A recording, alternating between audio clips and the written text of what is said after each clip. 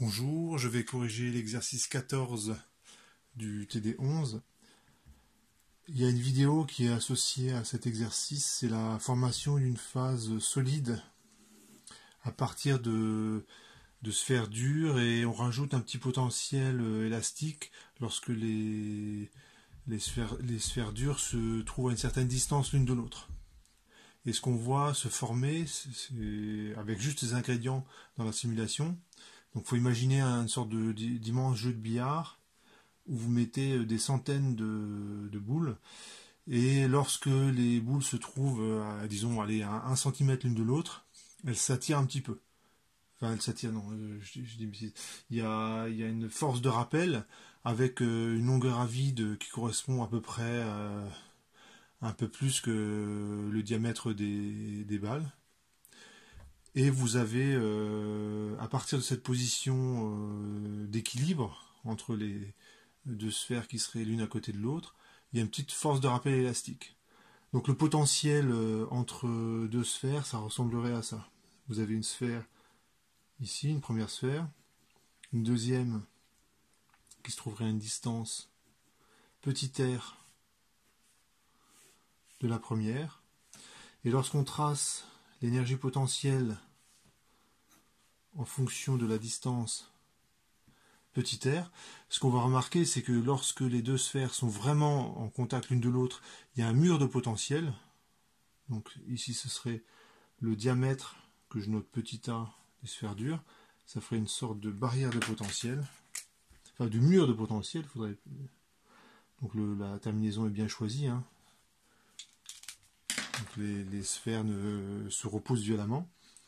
Ensuite, le potentiel est nul sur une certaine distance. Et on rajoute, parce que je vous disais, un potentiel élastique de cette forme-là.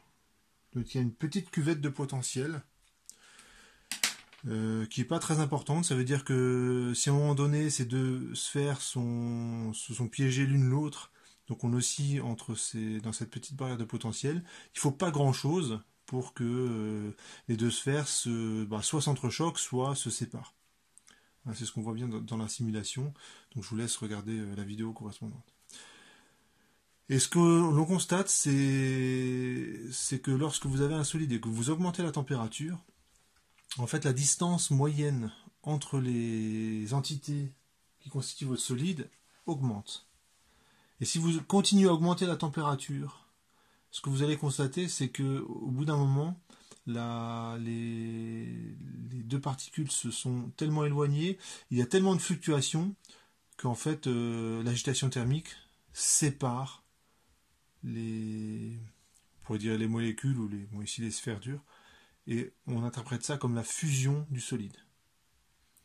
Et avant d'obtenir la fusion, on va avoir le phénomène de dilatation, c'est-à-dire que la distance moyenne entre les particules, elle fait... Voilà, donc dans cet exercice, nous ce qu'on va étudier, c'est déjà constater au-delà d'une certaine température, on a fusion, et entre deux, vous avez on observe le phénomène de dilatation. Alors au début de l'exercice, on va considérer deux atomes voisins, voilà, donc deux atomes voisins, et lorsqu'il n'y a pas de choc, ce système est isolé et son énergie mécanique est constante. Donc ça revient à répondre à la question 1, donc EM égale constante pour un système isolé.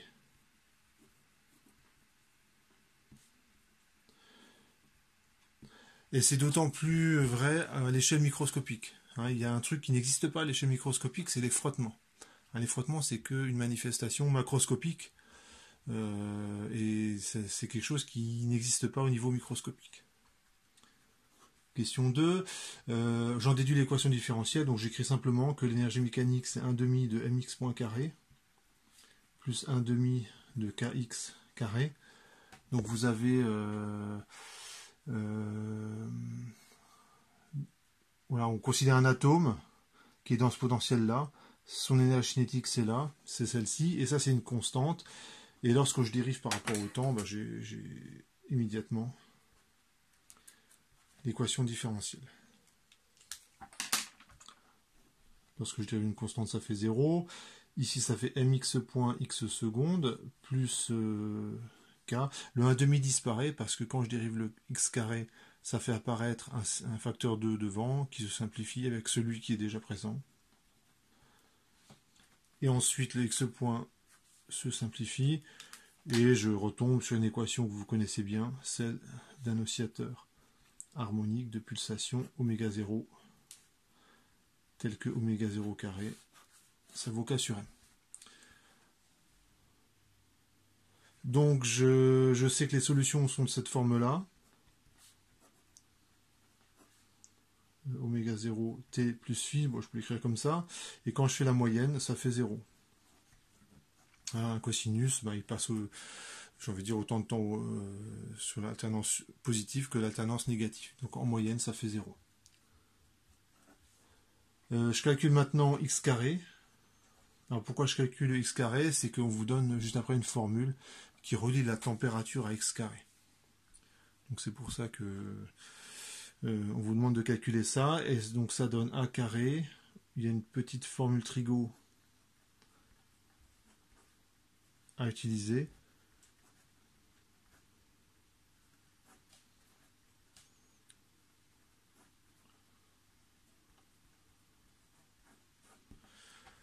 Voilà, qui est celle-ci. Donc le cos carré, cos, la formule trigo, je vais l'écrire.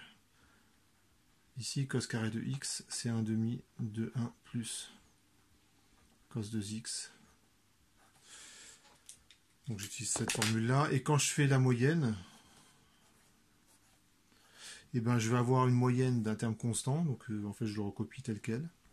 Et puis j'ai la moyenne d'un terme qui lui aussi sinusoïdalement, ça fait 0. Donc en fait, la moyenne de x carré, ça fait a carré sur 2. Et ensuite, on vous donne une formule. Alors je vais la commenter un petit peu, cette formule-là. Alors, il y a une constante qui apparaît, c'est la constante de Boltzmann. Le B ici, c'est pour Boltzmann. Et on va voir dans le cours de thermo, cette constante-là, c'est la constante des gaz parfaits divisée par le nombre d'Avogadro. T, c'est la température en Kelvin, et K, c'est la raideur du ressort.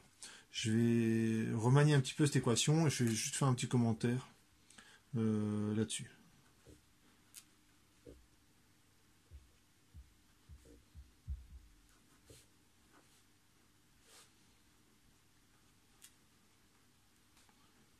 Voilà, donc j'ai pas fait grand chose, hein. Le K je l'ai mis de l'autre côté, j'ai mis un facteur 1,5. La moyenne, j'englobe la moyenne du x carré, j'ai englobé le K sur 2 dedans, et ça fait 1,5 de KBT. En fait, ce que dit cette formule là, c'est que l'agitation thermique, la température, c'est ça vous donne, elle est stockée au niveau microscopique sur ce degré de liberté-là. C'est-à-dire que vous avez la masse qui peut se déplacer suivant x avec une certaine énergie potentielle. Et donc, quand vous augmentez la température, vous allez stocker de plus en plus d'énergie sur ce degré de liberté-là. Et bien sûr, enfin bon, je ne vais pas faire le cours de thermo en avance, mais sous cette forme-là, simplement, ça veut dire ça, c'est que je stocke en énergie potentielle. Ce que j'arrive à stocker sous forme d'énergie potentielle, c'est proportionnel à la température. Et cette constante de proportionnalité s'appelle Kb. Et le facteur 1,5, c'est parce que, voilà quoi. On met un facteur 1,5 pour mettre un facteur 1,5. Bon, je ferme la parenthèse. Voilà. C'était une petite remarque. Et donc, après avoir dit cela, j'en déduis que a carré sur 2, c'est égal à Kb fois T sur K. Donc A, ça vaut 2 Kb sur K, T et le tout racine. Donc ce que je constate, c'est que lorsque j'augmente la température, les atomes bougent de plus en plus fort, hein, avec une amplitude de plus en plus importante. Hop. Comment varie l'amplitude? Là j'ai la question, hein, comment varie l'amplitude lorsque la température augmente? Là c'est évident. Hein.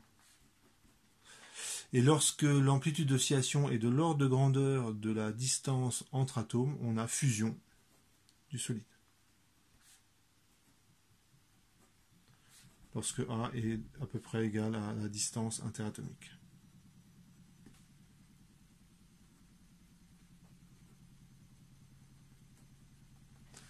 Voilà. Bon, c'est le seul truc vraiment un petit peu nouveau, c'est ça. Voilà. Et qu'on reverra en détail dans le cours de thermo. Alors cette fois-ci, ce qu'on se rend compte avec ce petit modèle, c'est qu'on n'explique pas le phénomène de dilatation. On explique juste le phénomène de fusion, c'est-à-dire qu'au bout d'un moment, si les atomes bougent trop, ont trop la bougeotte, et ben en fait le solide il n'arrive pas à tenir.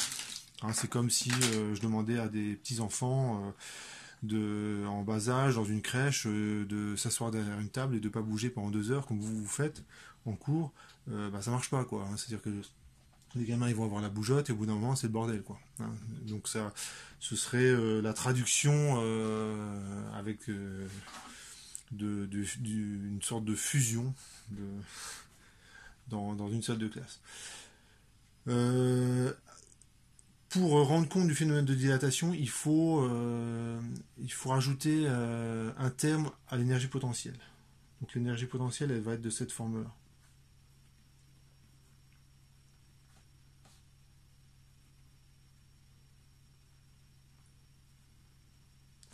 Donc le epsilon qui est là, ça veut dire petit. Hein, ce terme-là, on va le traiter comme un terme perturbatif.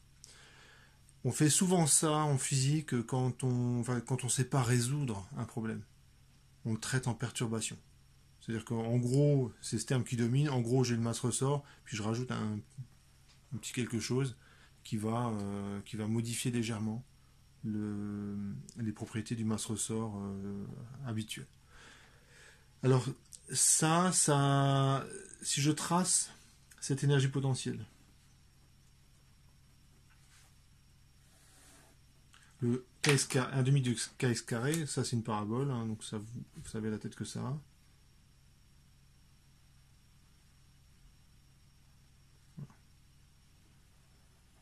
Ça fait un truc comme ça. Et si je trace ce terme-là, le moins 1 tiers en x au cube, je vais avoir un truc de ce style-là.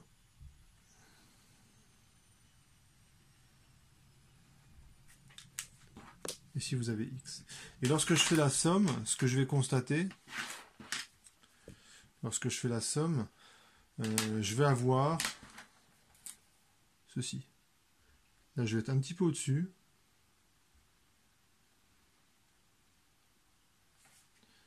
Et là je vais être un petit peu en dessous. Alors c'est pas exactement, si vous regardez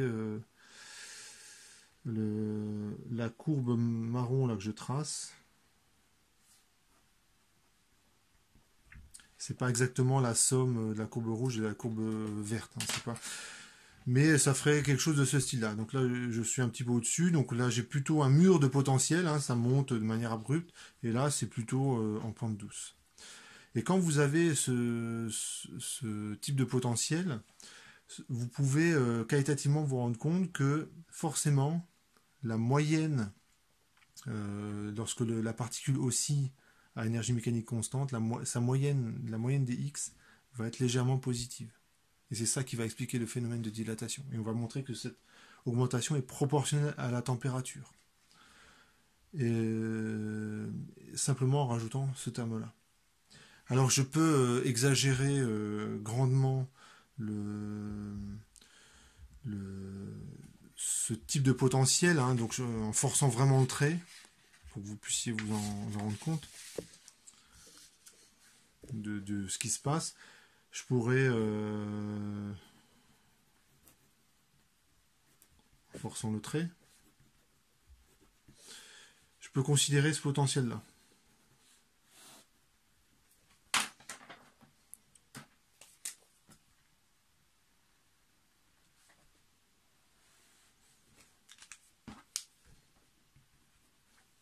Donc un mur de potentiel, et puis quelque chose qui varie linéairement. Et ça, vous connaissez bien en fait. Ce serait le même potentiel de la balle qui rebondit sur un sol. Tant que la balle n'est pas en contact avec le sol, vous avez l'énergie potentielle de pesanteur, mgz. Donc c'est la ligne qui est là. Et lorsque la balle arrive sur le sol, eh ben, c'est ça le mur de potentiel. C'est ce truc-là. Et vous imaginez ça, mais bon, il faut avoir un petit peu d'imagination. Vous prenez une sorte de gros parleur. Voilà. Et vous empilez des balles. Vous vous débrouillez pour que...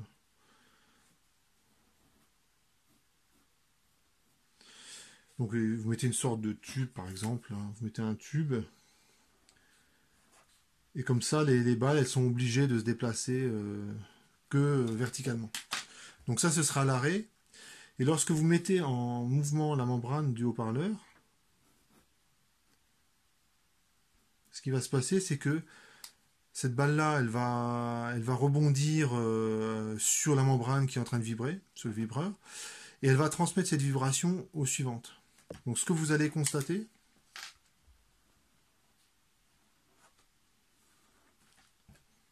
donc il faut imaginer là, cette fois-ci, ça vibre. Je le mets comme ça, hein, je mets... Et ben la balle qui est là, elle va sauter un peu erratiquement sur la membrane, donc elle bouge. Et évidemment, elle transmet son agitation à la suivante, donc là aussi ça bouge. Et puis la dernière balle, c'est limite à sortir ici du tube. Là, j'ai dessiné un tube qui est un petit peu trop petit.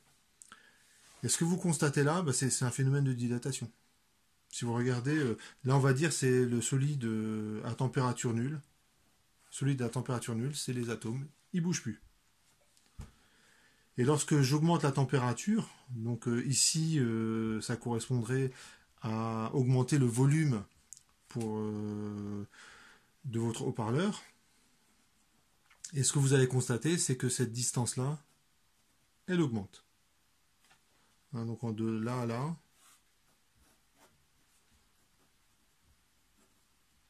je mets la température, hein, entre guillemets. Ce serait comme si la température augmentait. Et on va constater un phénomène de dilatation. Donc c'est à peu près...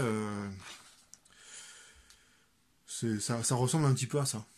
Donc au lieu d'avoir un mur de potentiel complètement vertical, bon, il est un petit peu plus pentu que là où c'est moins pentu. Donc là, évidemment, en force centrée, ça donne ça. Nous, on va continuer, évidemment, avec ce potentiel-là. Donc je vais proposer une explication qualitative. Donc je ne vais pas suivre exactement les questions posées. Je vais vous convaincre que effectivement la moyenne de X augmente lorsque la masse, elle aussi, dans ce potentiel avec ce terme en plus. Et dans une deuxième vidéo, là, vraiment, je ferai les calculs. Donc, ce que vous pouvez remarquer, c'est que si je prends une énergie mécanique donnée, voilà, je prends une énergie mécanique qui est comme ceci. Ce que je vais constater, c'est que le système, il va osciller dans cette cuvette de potentiel. Alors je vais refaire le schéma rapidement pour que ce soit un petit peu plus clair.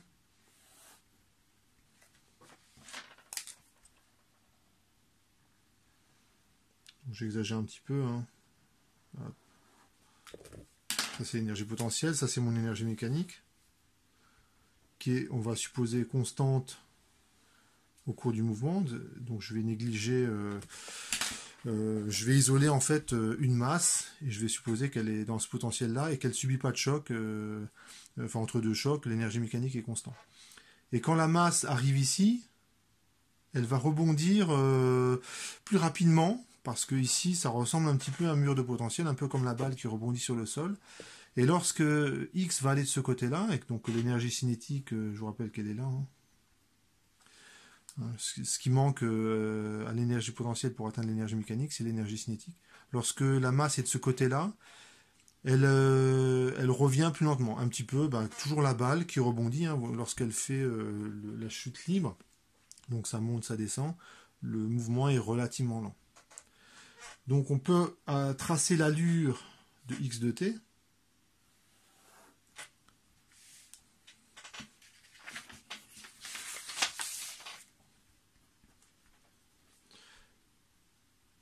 J'appelle ce truc-là x min.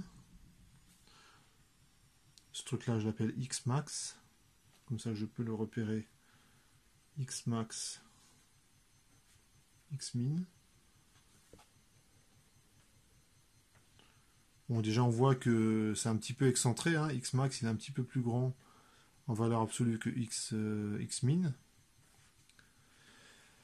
Et le fait que ça rebondisse rapidement du côté x min, ça va donner un truc comme ça.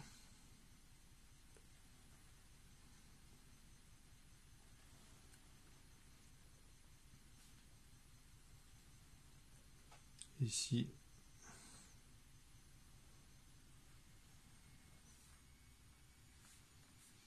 Ça va donner un truc comme ça. Bon, le schéma n'est pas parfait. Mais on voit bien l'allure. Et quand vous avez un truc comme ça, vous doutez bien que sa moyenne, elle est plutôt, ouais, même plus, ouais, elle est strictement positive. Ça c'est la moyenne de x. Et c'est ça en fait qui explique le phénomène de dilatation. Et donc, simplement en regardant la forme du potentiel, on arrive à deviner ça et on en déduit que la moyenne de x est non nulle, ce qui explique le phénomène de dilatation. Et dans l'exercice, on va vous proposer, une fois qu'on aura établi l'équation différentielle, on vous proposera une solution de cette forme-là. A' cosinus oméga t.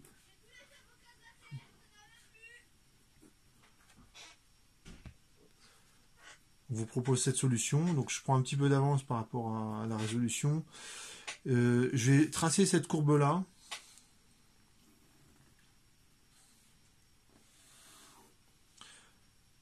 Alors si je trace le cosinus oméga t,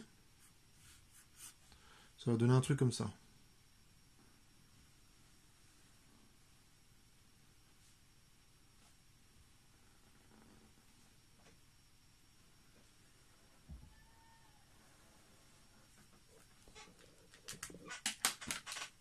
Là c'est x, là c'est le temps. Si je trace maintenant cette courbe-là, bon la constante, on s'en fiche un petit peu, eh bien si je trace cette courbe-là, c'est un cosinus qui oscille 2 fois plus rapidement. Et le epsilon étant petit, bah, je vais tracer une courbe qui oscille 2 fois plus rapidement et qui est plus petite en amplitude. Donc on va dire que je pars d'ici. Ici, je serai à négatif, là ça s'annule. Ici, je suis en positif, là ça s'annule. Voilà. Ça fera un truc comme ça.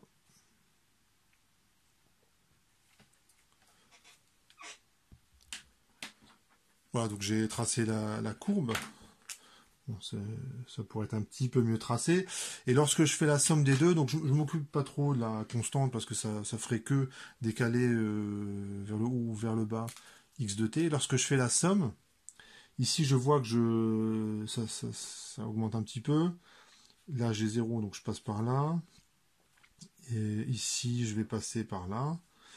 Là je passe par là. Ensuite je fais la somme, je passe par là. Donc voilà, je vais prendre quelques points et puis comme ça j'aurai l'allure de la courbe.